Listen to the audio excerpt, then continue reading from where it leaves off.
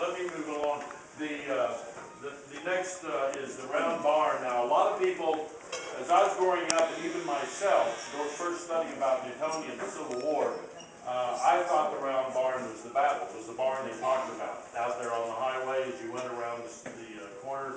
And that wasn't, because Nan Chapman, your mother, or your grandmother, Nan Chapman, that lived here in town, in fact had a home up here on the battlefield itself, north of the house here, can remember that barn being built, and she wasn't as old as the Civil War, and if she remembered that barn being built, it had to be after any kind of. No, that was not the location of any part of the battle of what they talked about, the barn. This is the barn here across from the house. But it is a barn that has been a landmark for many, many, many years, probably over 100 years before it finally fell in due to lack of repair and upkeep, and it's gone now, but a lot of people talk about it. This is the Newtonia Baptist Church, still standing, still in use. It was came into existence, I believe, just right after the Civil War, and it's still being used today. In fact, I sang there today and ran everybody out of the building.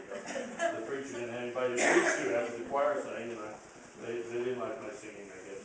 But no, that's the church there. And boy, these buildings and all these things and the people themselves are so realistic. It's just like a colored picture more. Sherry did just a great job. The stone mill here, what item is that? Number 12. That is the stone mill that was right down the street. For a long time, we originally thought that was the mill that was there during the Civil War. And then Jack Cunningham, who just passed away this past year, came to us and said his uncle built that mill in 1870. And he had documents to prove that. So, bang, we found out that wasn't the mill that was in the Civil War, and we thought that, and I did. I probably was the guilty one. But anyway, the creamery, it was more of a creamery. We don't know where the original mill, we think, Larry, that it was maybe here on the edge of town. Right here by the farm, but it was probably a wooden structure, not a stone structure. But anyway, we're still looking for that to make sure on that. This is the Methodist Church, still in existence, except that there's no longer any church services there.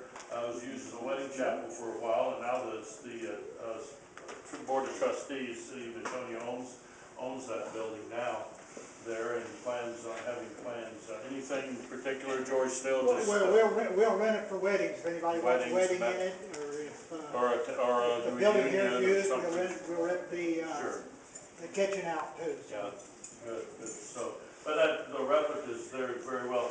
Then the DP Wings building, we go up to the... No, wait a minute, I think it does go on through here to the gum store. The gum merchant, how many of you remember Ruth Gum and Carol Gum? You might remember Ruth outlived Carol for many years, but the mercantile store just up the street here was our Walmart forever and ever and ever. Really, it had everything. Not the quantity that Walmart has. It doesn't have the big trucks coming in that they do, but this is where you went for the post office, for your groceries, and then the bank opened up a little branch at the corner of it in later years, and it was open for nearly 20 years, 18 years there, I think. Ronnie McNeely, that you all know, was in the store, but that's been quite, it's still there, but how long is it going to be? I hope we can keep that building up. This is, of course, Carol and then his wife Ruth, who taught at the Osho schools. I know John and I and some of the rest, Steve. We had Charlie shaking his head, had his gun in school, a marvelous teacher, and I really hate that the store closed up a few years ago, for sure. We move up the DP Wings, David, that was the tallest, he said. That was the tallest building, and it was moved to Stark City. Moved to Stark City, and then the gun store is where it was located. No. Is it on the corner? Was right here on this corner facing that direction. Oh, okay. The gun store was built in 1950. Oh, that was in place of the... They tore down the other store. The other store. And it was also built on the, what was the croquet court. Oh. We had a croquet court just past the J.O. Clark and Company, where the men gathered and played croquet every day until the gun store was built. But a lot of the books, Larry's book has that a lot. Now the two gentlemen here are modern day.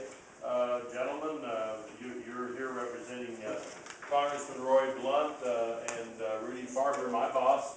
Now, I did put my boss in here because I was trying to crown nose him. Now, don't anybody think that. No.